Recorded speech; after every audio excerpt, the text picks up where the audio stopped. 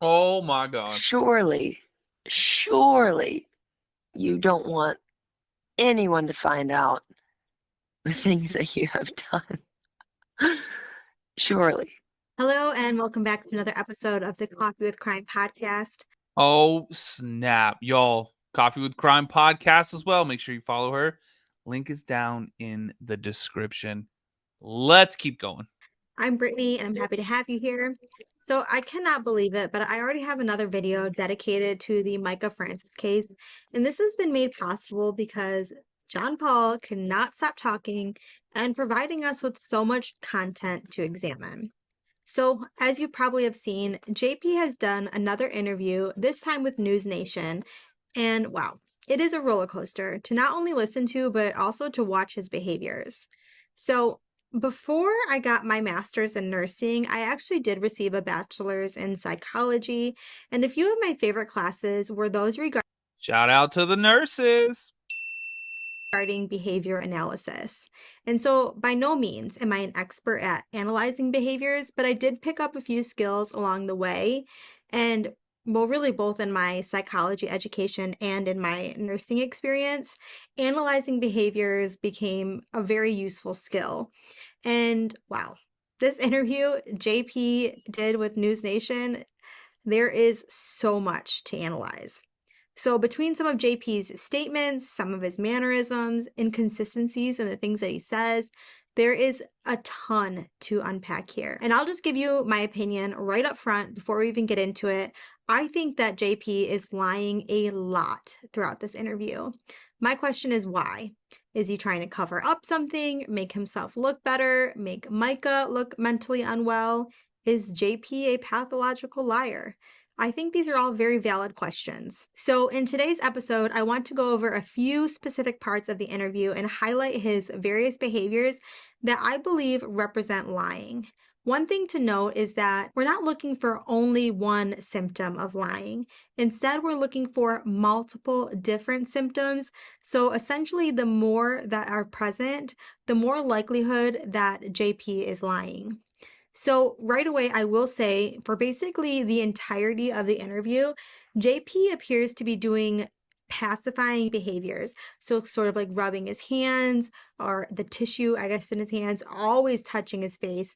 If you watch for it, you cannot not see it. He does this all the time. And these are considered self-soothing behaviors. They usually indicate that somebody is experiencing stress. So aside from these nonstop pacifying behaviors, I want to look at how JP answers some of these specific questions that are asked. So in the first clip, JP goes on to talk about how if any of Mica's family members would have noticed how allegedly mentally ill she was and took her to see a professional, they would have been able to help her and essentially save her. And immediately I noticed some inconsistencies here in the things that JP was saying. If someone thought I need to take her to a professional, that professional would have known that she needed medicine. And the reason I know that's true is because I took her a few weeks before she passed away. I took her to probate court. And in 3 minutes' time, they said, your wife is mentally ill and she needs medicine desperately.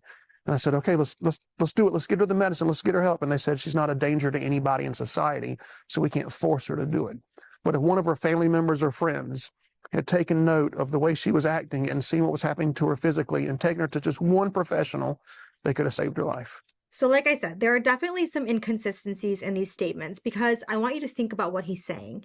JP says that he took Mica to probate court and in 3 minutes, they were able to say Mica is mentally ill and that she needs medication, but that they couldn't intervene because she was not a danger to society. And then he immediately goes on to say, but if anyone in her family would have noticed how mentally unwell she was and took her to see a professional, then they could have helped her. But he just admitted that he took her to get evaluated and the professionals didn't help Mica then. So why would they have allegedly intervened if Mica's family took her to be evaluated? It doesn't make any sense what he's saying. And also, like I've mentioned, I worked as an ER nurse for years, and the mental health population, it is huge.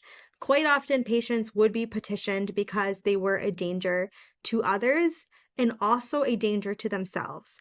A patient does not only have to be a danger to society, they can absolutely be petitioned for a psychiatric hold if they are deemed a danger to themselves. That's true. So what he's saying is inaccurate and it doesn't add up. If the courts had seen and thought that she was actually a danger to herself, they would have stepped in and she would have been petitioned. So in the next clip I want to look at, the interviewer asked JP, "What did the detective tell you?" And this is in reference to what the detective told JP the night of Mica's passing. And his response here has a lot of details that stand out to me. And so I called a police chief that I know somewhere around here, a captain or somebody, and that person told me that it was real as well. I remember screaming really loud and throwing up everywhere. What did they tell you? I remember throwing up. Can I have spaghetti that day? It was a lot of throw up. It was something red. I'm sorry. What did they tell you? I don't remember that. Oh, no, I don't remember that. Hold on. I don't remember. He said, my family member called the hospital and spoke to, I think, either the head nurse or medical examiner, somebody.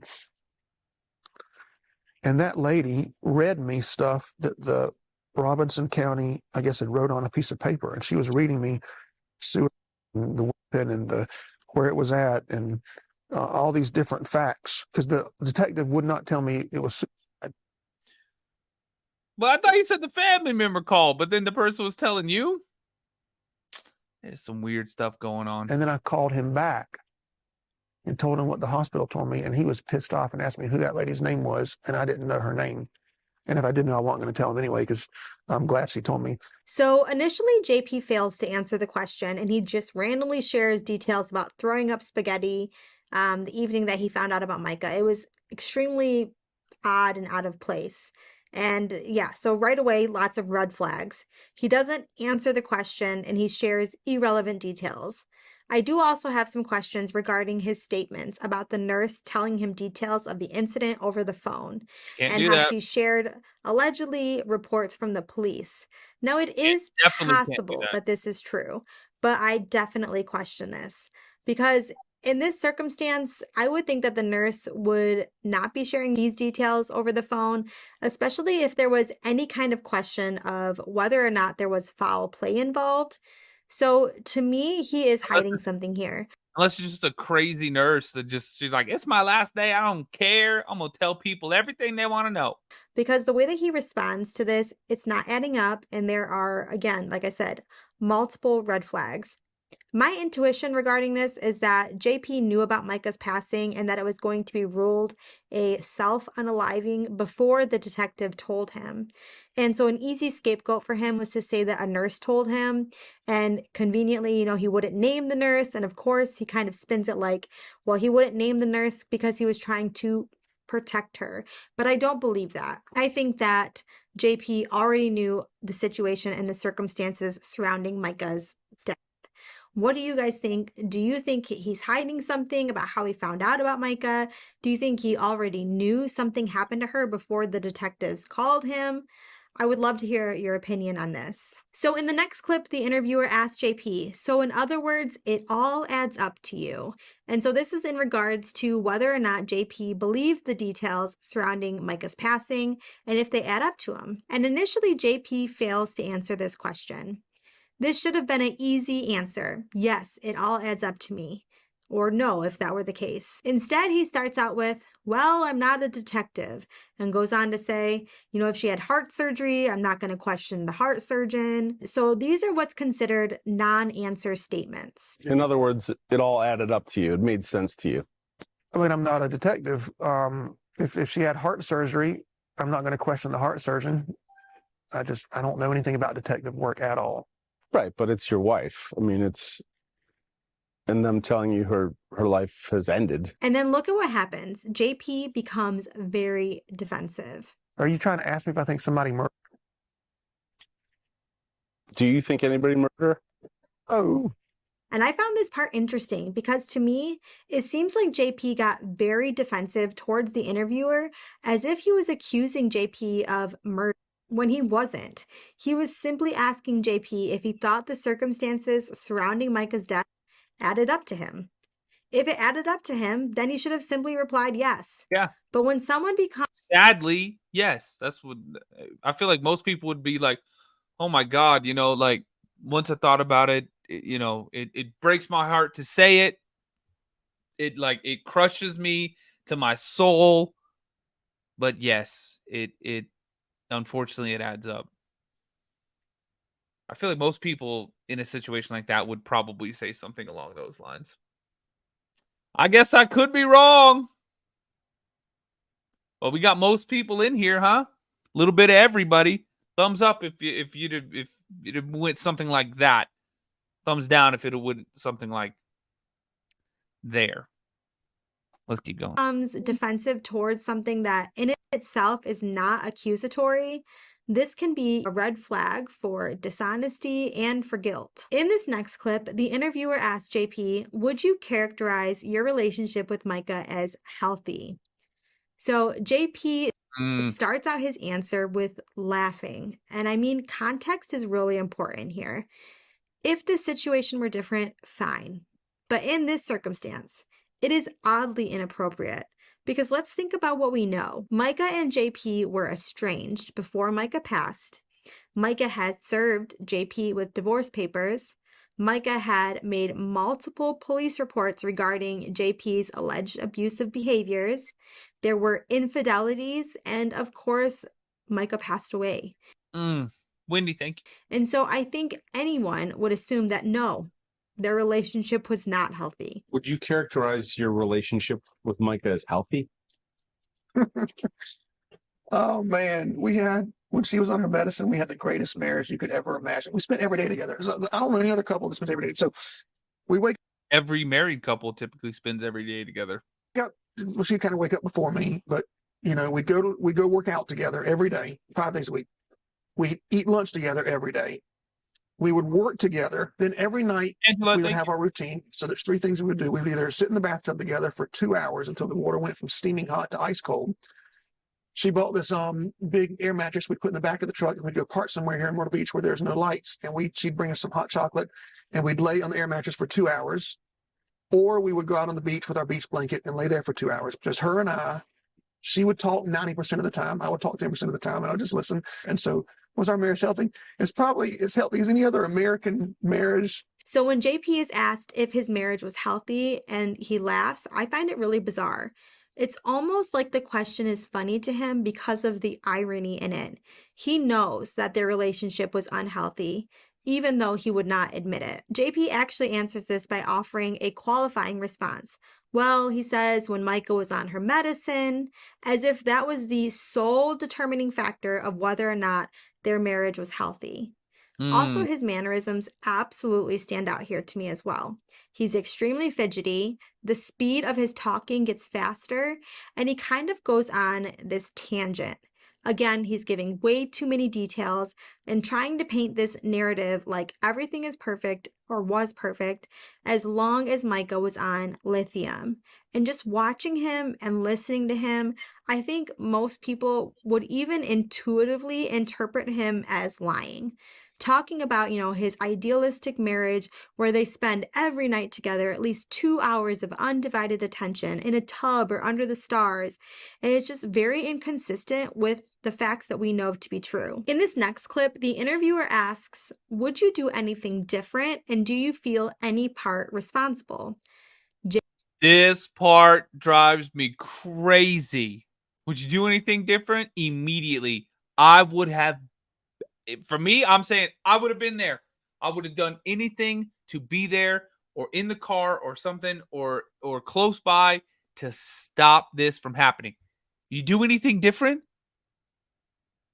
Not let her talk to her family, not tell her family or whatever he says. What? Anything different? You wouldn't just wish that you were there to stop it? Oh. That gives me the chills every time I hear this. JP's behavior here in response to this question has so many red flags. First, again, he starts off with non-answer statements saying, Wow, that's such a good question. Man, that's a good question. You know, of course, this buys JP time while he considers how he wants to answer. And then notice he doesn't even answer the entire question. Instead, he only responds to the "would you do anything different" part. Do you feel that you did anything that you would change? Do you feel any part responsible? That's a great question. But man, that's such a good question. Wow, what a good question. Can I have a second to think about it? Sure. Okay. Oh my gosh, that's such a good question. What would I do differently? Oh man. I know what I do. I know what I do. I know what I do. I would not involve her family when she's having mental episodes and is schizophrenic and you know is off her meds. I would never have texted them. So yeah, as you can see, JP's behavior here is extremely odd. And again, I think just intuition alone would tell most people that he seems to be acting off and not being truthful. Also notice he does not answer the question if he feels responsible for what happened with Mica.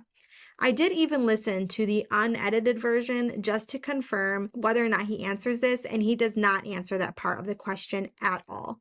Oh my God. Elon Brooks says, JP, weren't they all great questions? Ooh, see? He only says what he would do different, which, classic JP, he somehow twists his answer to place the blame on others again. So the thing that he would do different is to not tell her family because they did everything wrong, not him. It kind of reminds me of how, like in a job interview, when they ask you, what's one of your weaknesses? And you say something like, oh, I'm a bit of a perfectionist, because you don't want to look bad or admit to any like actual real weaknesses because you're trying to get a job. Well, I feel like JP basically answers every question like this. He never does any wrong. And when he does, you know, sort of admit any kind of blame, he only admits to involving Mica's family, which then they did wrong, not him. Do you get what I'm saying? Does that make sense? John Paul never takes any blame for anything. And so, like I said, I did listen to the unedited version and to see if they maybe cut something out here in regards to the question about him taking any responsibility, and he completely avoids the question. Instead, he goes on to talk about like playing with her hair and just like these odd details to avoid the actual question. And so I wish personally that the interviewer would have pushed on this topic a bit more because I really would have liked to hear this better addressed. And finally, this video would be a miss if we didn't go over JP's response to being questioned about the extremely bizarre video that surfaced with him rolling around in the grass saying that he took too many pills. Let's watch this clip. Oh, sweet baby Jesus. And we can see what red flags we notice. One of the videos that has surfaced recently is from years ago. And I'm sure you know what it is. It's you're sitting face down on the ground and you're freaking out and you're talking about literally squealing about being eaten by ants. Taking the wrong meds. So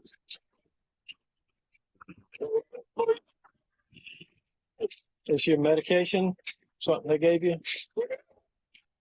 I mean, for viewers, for people watching it, the common thought is, what is going on here? And do you have a drug problem? So What is going on here? And do you have a drug problem? Damn. I fell out of a tree, a giant magnolia tree. It was like 300 years old. I broke 12 bones. It was 10 to 12 bones. I don't know if you count fingers. Yeah, it was count fingers. Anyway, I have all this metal in my body, and I'd never taken pain meds in my life, and I just had my body cast taken off, and so I took a little bit too much pain meds that day. That's it. That's it. It was 2017, 2016, and it was like 10 years ago, 8 years ago, whatever, and I was missing my family. My wife, Mica, and I, we started through an affair, and so we were both married to people, and then we got divorced, and I was missing my family because I'd lost my family at the time, and I was on pain meds, and just all just put it together. But fell out of a tree, broke a bunch of bones, took too many pain meds. That was that story. So first he says, Soul Search, right? There's not one picture or video of JP in a body cast, right? I fell out of a tree, a giant magnolia tree. It was like 300 years old. And so already, again, he's being overly specific and sharing a lot of unnecessary details, which again, this can be a sign of lying. It helps the person to buy time to think of how they want to answer something. Also, a person can do this to try and appear extremely open about a topic, like they're willing to share any and all details, when really they're not sharing the most important details that matter. And then also notice he doesn't say what he was doing in the tree that he fell out of. I wonder. He then goes on to talk about how many bones he broke. And he kind of babbles, was it 10? Was it 12 bones? I don't know. Do you count fingers? Yeah, you should count fingers. I had metal in my body and I just got my body cast off. So he rambles again. And then he suddenly says, I had never taken pain meds in my life and I took too many pain meds that day. So a very long-winded way to say that he took too many pain meds. There are some inconsistencies here, and I want you to think about it. If he had just gotten his body cast off, then he was already well into his recovery, meaning that this was not the first time that he had taken pain medication. He had likely already been taking them and was actually more likely to be supposed to have been weaned off by them. So I'm now practicing. Oh, I never even thought about it like that, but that's true. You take that stuff in the beginning, not a month or several weeks after you get the cast off. Nurse practitioner, and we always aim to have our patients on the lowest dosage of pain meds for the shortest amount of time, and that's to avoid things like addiction and withdrawal. So my point being here is this day was not the first time that he took pain medication, and he knew how they affected him. So I believe he either knowingly took more than he was supposed to, or this was some kind of like psychotic break. It also could be a bit of both. And let's go back to the report made from this day, because we have documentation to compare this to, and we can notice some inconsistencies there. So this is a report from Allison Williams, who was John Paul's first wife. And this is in regards to the circumstance when he was rolling around in the grass. And so it says, on March 6, 2016, the victim reported that the offender constantly stalks and harasses her. The victim said the offender is her blacked out, but it says ex-husband. And since their breakup, the offender will not leave the victim alone. The victim said the offender comes to her job, her new church, and very often to her home. The victim says the offender uses, I believe it says, their children for an excuse to see her, and the victim feels the offender comes to her home when she is not there. Several months ago, a reporting officer responded to the victim's residence at the request of her father, who stated that the offender was laying in the victim's front yard. The victim was not home at that time. At that time, the offender appeared to be under the influence of something, and rescue was notified to respond. The offender refused treatment and said that maybe he got his medication mixed up and took his sleeping pills instead of his other medications. A few months later, the offender was at the victim's residence wanting to take, I'm assuming it says one of the children, for ice cream, but the victim refused to let that child go because the offender was injured and taking medication. The victim said the offender was in no shape to drive and it was not safe to let that child go with the offender. The reporting officer responded to that incident as well and did determine that it was not safe for the offender to take whatever child. So here you can see he says in this report that he didn't get pulled over and get a D. What is it if it's that kind of stuff? It's not DUI, is it? It's DWI, driving while not intoxicated, driving under the influence. It would be DUI, huh? he actually thinks that he maybe switched his medication and accidentally took a sleeping medication. And then even there was a separate incident where both his wife and the responding officer noticed that he was not safe to take, again, like I said, I'm assuming the children. So this was not an isolated incident.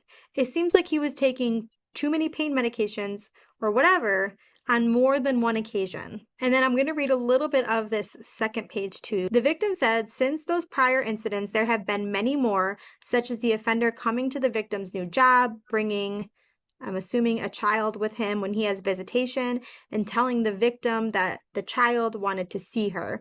So using the kid basically to get to see his ex-wife. The victim has custody of the children and is with them most of the time. The victim said that she has chose a new church separate from the offender. I'm assuming it says the name of whatever church that was. And since she has chose a new church, she says the offender has gone to her church and asked the counselor for counseling. In addition to going to the victim's job and church, the victim said the offender texts and calls her constantly and has been begging the victim to spend 40 days and 40 nights with him without interference. What the hell? 40 days and 40 nights?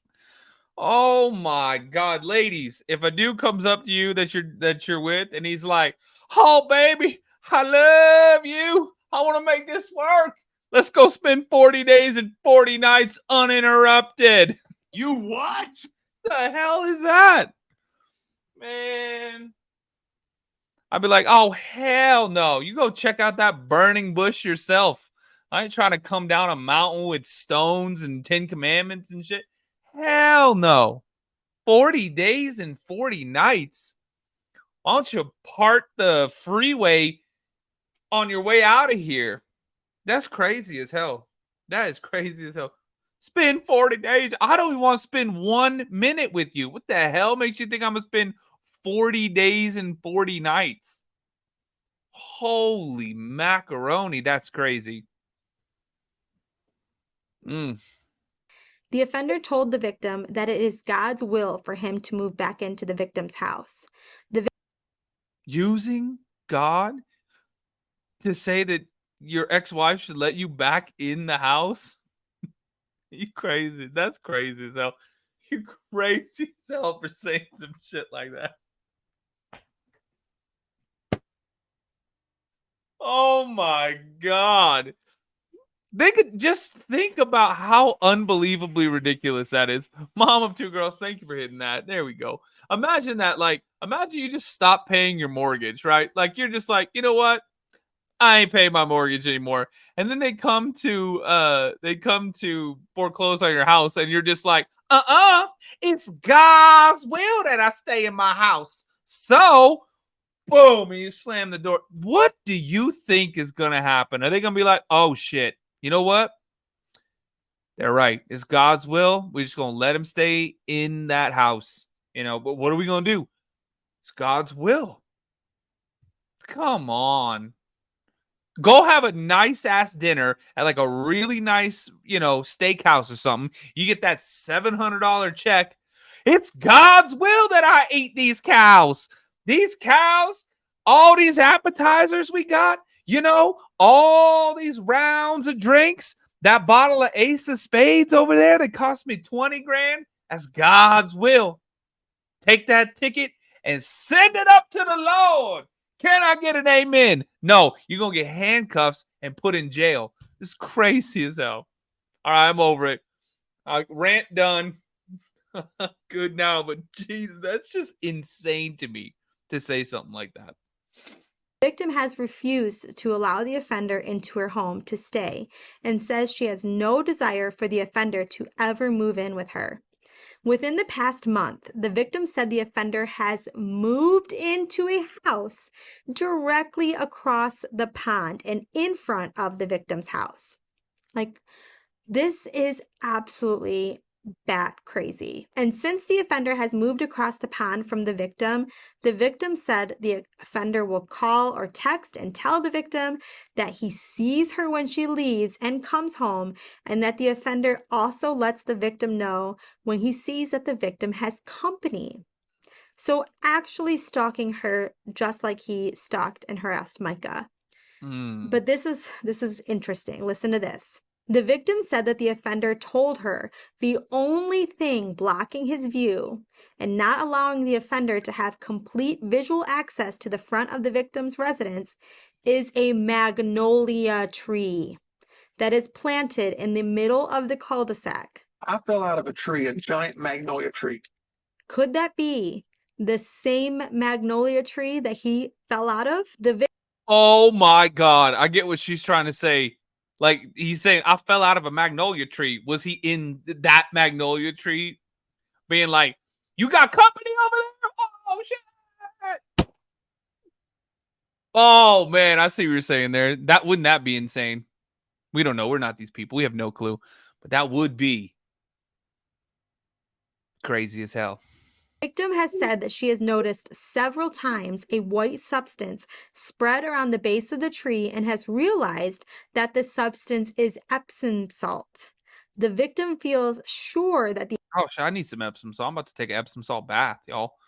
I'm about to relax on a Saturday night. Get that tub nice and hot. Be like, whoo! Amen. offender is placing the large amount of salt around the tree in an effort to kill the tree. The victim said that the reason she believes the offender is the one responsible for the salt is because he used the same technique to kill a few trees that were on the property where his church is. The victim has recently had video surveillance system placed on her residence and said that she would advise reporting officer of any video evidence of the offender stalking around her residence or intentionally causing damage to the large tree. The victim said the offender's reason for wanting to destroy the tree is so that he can fully see the front of the victim's residence.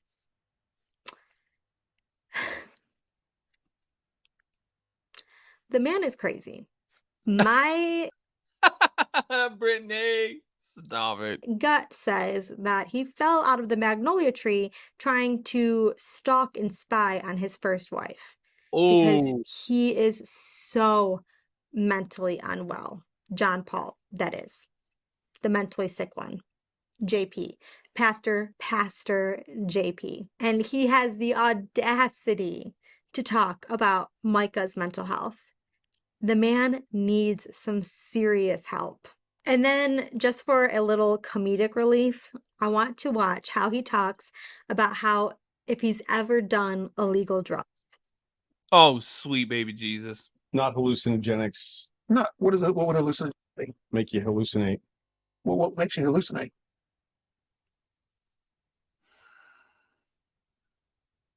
Epsom salt. Drugs. Like illegal drug? Oh, I've never done illegal drug my whole life. Okay.